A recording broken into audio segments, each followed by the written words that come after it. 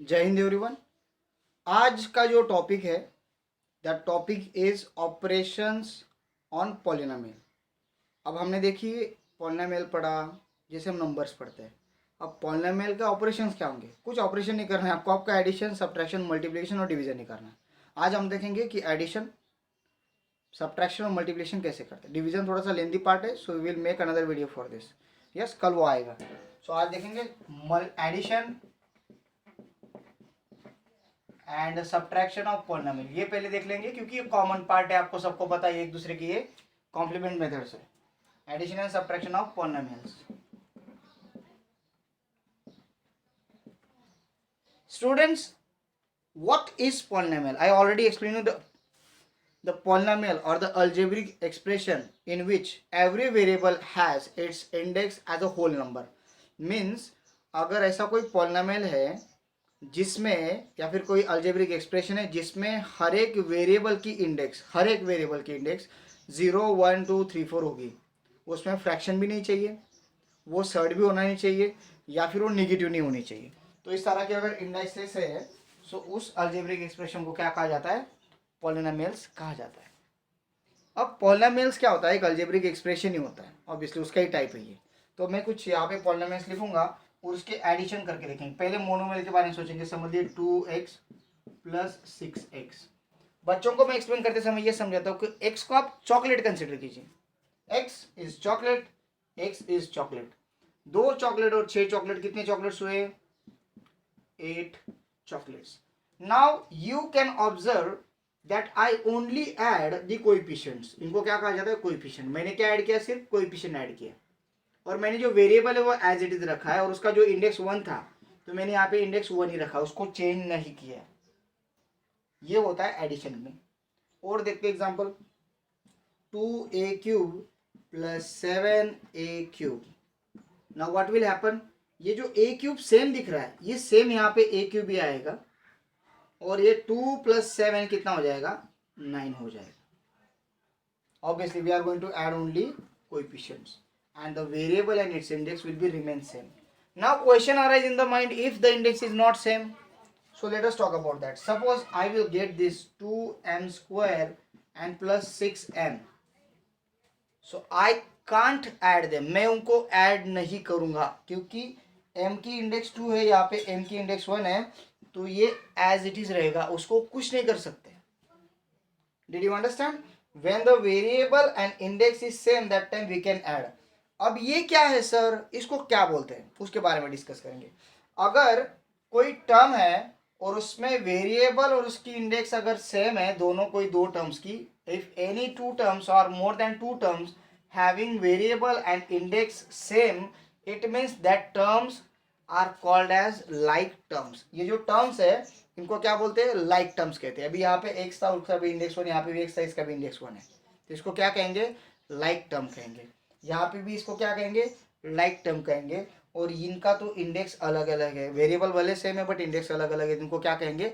Unlike term. तो unlike terms add नहीं होते। ओके, यहाँ तक कोई प्रॉब्लम नहीं है। और एक देखते एग्जाम्पल, थोड़ा सा कंफ्यूजिंग, 2-3 वेरिएबल आते तो क्या कर सकते हैं। समझिए 2a² प्लस 3ab²। आप बोलिए इनके वेरिएबल सेम है क्या? ये a है, यस ये भी a है। a की इंडेक्स यहाँ पे 2, यहाँ पे a की इंडेक्स 1 है, तो सेम हो गए क्या? नहीं। यही पे बात खत्म हो गई, दूसरा क्यों चेक करो? करने की जरूरत ही नहीं है। पहला ही वेरिएबल नहीं मैच हो रहा तो दूसरा क्या मैच करेंगे? So they are unlike terms, we can't add them. ये हो गया एडिशन। अब सब्ट्रैक्शन कैसे होता होगा? सब्ट्रैक्शन भी वही प्रोसेस है जैसे एडिशन है। देखते हैं क्या कर सकते हैं सब्ट्रैक्शन में।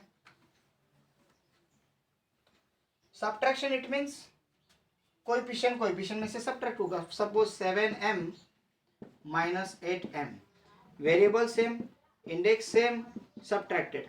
यहाँ पे मैं थोड़ा सा अलग ले लेता हूँ, इनिशियल है इसलिए। तो 7 माइनस 5 कितना हो गया? 2m। मेरे पास 7 चॉकलेट थी, मैंने 5 चॉकलेट खा ली तो 2 चॉकलेट बची। Chocolate is common, yes that word is common. Suppose I have this 8a² minus 7a² 8a² था माइनस 7a² हो गया, तो कितना बचेगा? 1a²। अब बहुत लोग इसको 1 लिखते नहीं है, मैंने पहले एक्सप्लेन किया था, अगर वेरिएबल के पास कुछ नहीं होता तो दैट इज वन, वो जीरो नहीं होता, दैट इज वन, याद रखना है, ठीक है। तो लाइक टर्म्स इसलिए सब्ट्रैक्ट हो गए। अगर मैं टर्म्स को अनलाइक बनाता हूँ, मीन्स समझ लीजिए यहाँ पे 8 ए बी रहता है और यहाँ पे 7 a² भी रहता, तो these are like terms? No, they are unlike terms, because you can see the index of variable is different, so you can't subtract them, keep as it is, we can't do anything, कुछ नहीं कर सकते इसका। Yes, सो ये है addition subtraction के rule. अब आप बोलोगे सर इसको उल्टा करके दिखाइए, मीन्स कैसे कि सर अगर 5m माइनस 7m आ जाए तो सिंपल है, m तो आ जाएगा, m तो आ गया, बट ये 5 minus 7 as per integers rule आएगा। अब इंटीजर का रूल क्या कहता है कि बड़े में से छोटा जाएगा और बड़े की साइन आएगी। अगर ऑपोजिट साइन है, एक पॉजिटिव एक नेगेटिव है और एडिशन है उनमें, मीन्स एडिशन है उनमें, so that time what we will do, बड़े में से छोटा जाएगा और बड़े की sign, it means -2 will be the answer. Simple है ना। आपके जेब में 5 रुपये और आप खर्चने गए 7 रुपये, माइनस मीन्स क्या है, खर्चा है। आपके जेब में 5 रुपये, आप खर्चने गए 7 रुपये, तो ऑब्वियसली दुकानदार बोलेगा भाई 2 रुपये उधार है तेरे पे, तो 7 रुपये खर्च लिया, अपनी 7 रुपये की चीज़ लेके जा रहा है तो मुझसे 5 रुपये जेब में थे, 7 रुपये की चीज़ खरीद रहे हो तो 2 रुपये उधार रहेंगे। This is the concept, okay. अभी कभी कभी बच्चों को समझाने के लिए हम ऐसे बोलते हैं, सर ये -19 है और उसमें +70, तो कितना आंसर है, +7 के तो कितना आंसर आएगा। तो सिंपल सी बात है, नेगेटिव मीन्स क्या, उधारी। 19 रुपये की उधारी तो दुकानदार को 7 रुपये दे रहा है, दुकानदार क्या बोलेगा, हो गई भाई नील, वेरी गुड, क्या बोलेगा वो, 19 रुपये की उधारी थी, 7 रुपये लगा, क्या वो बोलेगा भाई 12 रुपये उधारी बाकी है। बस यही है नेगेटिव पॉजिटिव का कंसेप्ट, इसको ज़्यादा दिमाग में डालने की ज़रूरत नहीं। अब आप बोलोगे सर फिर ये बोलिए ना सर, फिर ये -2 और -2, अरे सिंपल बात है ना भाई, 2 रुपये की उधारी थी, वापस 2 रुपये की उधारी करके आ गए तो क्या आ जाएगा, 4 रुपये उधार हो गए। ऐसा है क्या सर? तो ये बोलिए सर फिर +2, ये +2 मीन्स ये मेरे जो जेब की पॉकेट की, मेरे पास 2 रुपये थे और 2 रुपये आ गए, छोटा बच्चा भी कर देगा 4, +4। So you understood what I taught now. ये सिंपल सा कंसेप्ट है, दुकानदारी, बाकी कुछ नहीं है। या so addition subtraction of polynomial समझा, लाइक टर्म्स होंगे तो ऐड या फिर सब्ट्रैक्ट होता है। ये सिर्फ रूल एडिशन सब्ट्रैक्शन के लिए, like terms are added and subtracted only for addition and subtraction. अब देखते हैं मल्टीप्लिकेशन में क्या होता है। So let us remove this, ये rules only for addition, merge करना नहीं, जो मैं सिखा रहा हूँ मर्ज मत करो, एडिशन सब्ट्रैक्शन के रूल ये है, मल्टीप्लिकेशन के अलग रूल है।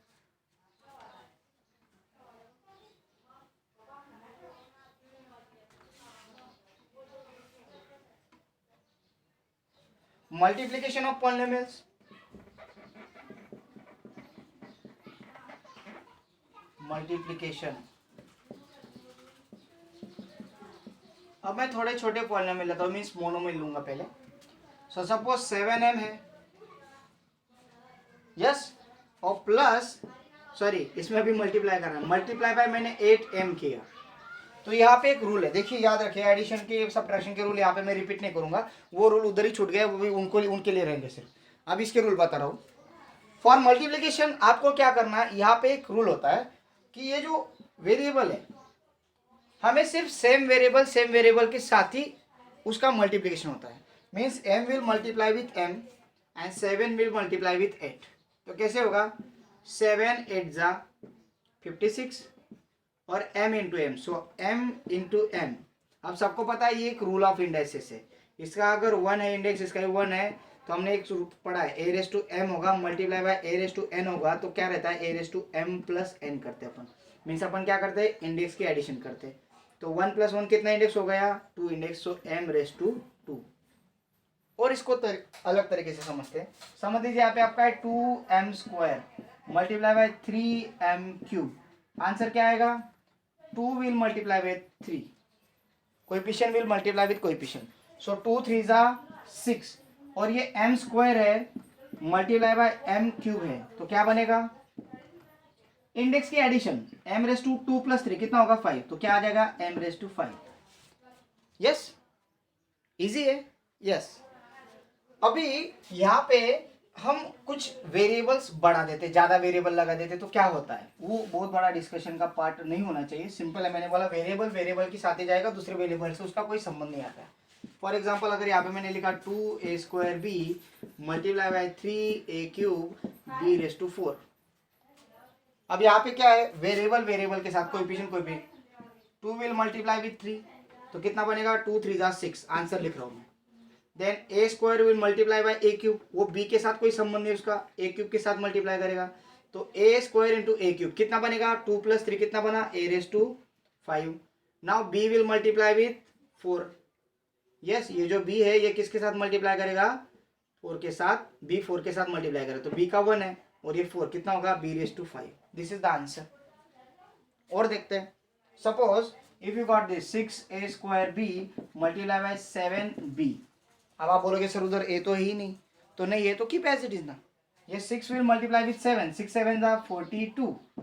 a² का कोई नहीं, तो keep as it is a², हमें कुछ नहीं करना है उसको, कीप एज इट इज. और यहाँ पे b है तो b का b के साथ करो, कितना आएगा b, ये भी 1 है ये भी 1 है, तो b का कितना आ जाएगा इंडेक्स 2. सिंपल है. अब कभी कभी सर यहाँ पे ऐसे आ गए तो 2a² multiply by a. Sir ये तो नहीं पढ़ा है ना. बेटा पढ़ाया है, यहाँ पे जो कोएफिशिएंट है वो 1 है, वो दिखता नहीं, तो उसको नहीं भी दिखा तो भी उसको 1 कंसिडर करें, तो 2 1 जा 2 और ये a² और ये a⁴ कितना बनेगा a³. सो होप मोनोमियल्स आपको समझे होंगे. अभी देखते हैं इसमें बाइनोमियल के साथ क्या हो सकता है, monomial to binomial. So let us see that one.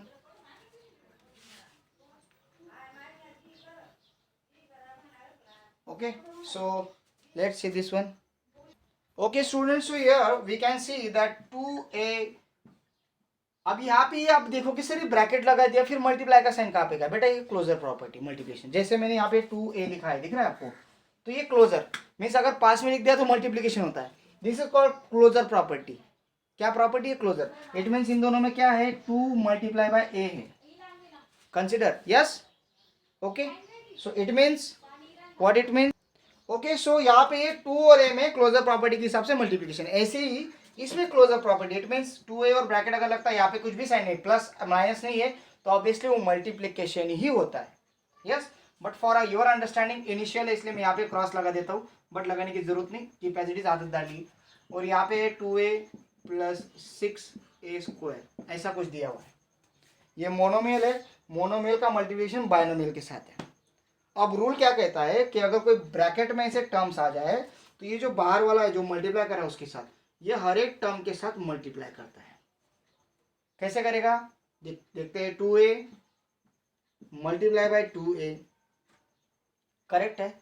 अभी ये प्लस साइन यहाँ पे आ जाएगा. देखो पहले 2a ने 2a के साथ मल्टीप्लाई किया, 2a will multiply with first term, 2a will multiply, ये हमारा 2a बाहर वाला है, ये अंदर वाला 2a, and 2a will multiply with second term, so 2a multiply by 6a², और ये प्लस साइन यहाँ पे आ गया. 2a 2 2 जा 4, a1 है तो a⁵ हो गया, प्लस 2 6 जा 12, यहाँ पे a1 और a2 है तो कितना बन गया a³ बन गया. दिस इज द आंसर, हो गया मल्टीप्लिकेशन आपका. और एक एग्जांपल लेके समझते हैं इसको. समझ लीजिए यहाँ पे 6ab है और अंदर दे दिया आपको 7a² b + 8a. सर अभी ये कुछ नहीं ना, हमें क्या करना है, फर्स्ट टर्म सेकंड टर्म करो मल्टीप्लाई, सेम वेरिएबल है, मल्टीप्लाई होंगे, इंडेक्स ऐड होंगे नहीं होंगे, तो keep as it is. So this will multiply with this, तो क्या बनेगा 6ab multiply by 7a² b, equal का साइन लगाना मत भूलना. यस, अब इसके साथ हो गया. अब ये प्लस साइन यहाँ पे आ गया, ये दो टर्म्स है multiply, plus 6ab into 8a, 6ab into 8a. Now coefficient, ये अब इनको सॉल्व करना पड़ेगा हमें, ये प्लस साइन तो एज इट इज आ जाएगा. अब इनको सॉल्व करो, 6 7 जा 42. Yes, now a will multiply with a², कितना बनेगा, यहाँ पे a का 1 है, यहाँ पे a का 2 है, कितना बनेगा a का क्यूब, यहाँ पे b का 1 है, यहाँ पे b का 1 है, कितना बनेगा b², ये प्लस साइन यहाँ पे आ गया. नाउ 6 8 जा कितना बनेगा 48. Now a will multiply with a, कितना आ गया a² और b एज इट इज, वहां पे कुछ नहीं b का. This is the answer. Yes, ये हो गया मोनोमियल विद बाइनोमियल. अब आगे का क्या करते हैं, बाइनोमियल विद बाइनोमियल, वो भी देख लेते हैं.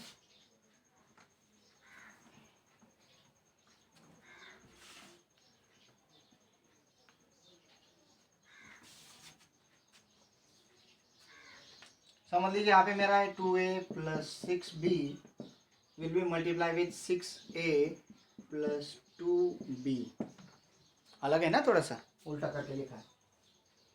अब इसका रूल क्या कहता है, ये रूल है कि ये जो पहला पॉलिनोमियल इसका पहला जो वेरिएबल है, पहला जो टर्म है, ये पूरे ब्रैकेट को मल्टीप्लाई करेगा। It means 2a in bracket 6a plus 2b, इस पहले टर्म ने पूरे को मल्टीप्लाई कर दिया। और उसके बाद फिर ये प्लस यहाँ पे आ जाएगा, फिर ये 6b आ जाएगा, 6b पूरे सिंबल के साथ उठाया, और ये 6b जो है ये पूरे फिर ब्रैकेट को मल्टीप्लाई करेगा 6a प्लस 2b। समझा? First term will multiply with whole bracket, कर दिया क्लोजर प्रॉपर्टी से मल्टीप्लिकेशन, फिर plus 6b will multiply with whole bracket.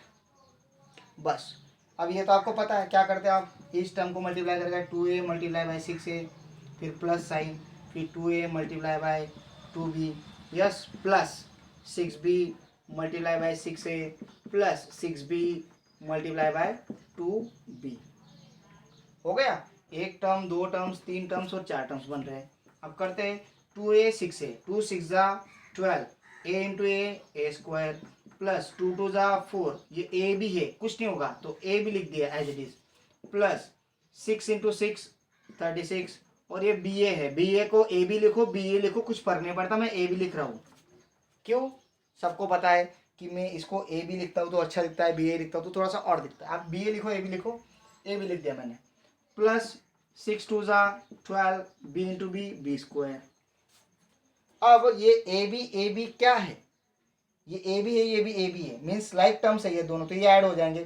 4 plus 36 कितना होगा 40, तो कितना आंसर आएगा ये 12a square plus 40ab plus 12b square. बस ये बीट मिडल वाले जो दो टर्म्स इनका एडिशन करके आ गए, बाकी एज इट इज है। So hope you enjoyed this period. या कुछ डाउट्स है पूछिए, पूछोगे तो ही मैं आंसर बताता हूँ। देखिए पुराने लोगों की कहावत है, अगर छोटा बच्चा नहीं रोता है तो माँ दूध नहीं पिलाती है। So I am your teacher. So teacher भी ऐसे, अगर जब तक आप नहीं पूछोगे तो टीचर भी नहीं बोलते, फिर आपको समझ में आ रहा है ऐसे ही कंसिडर कर लेते।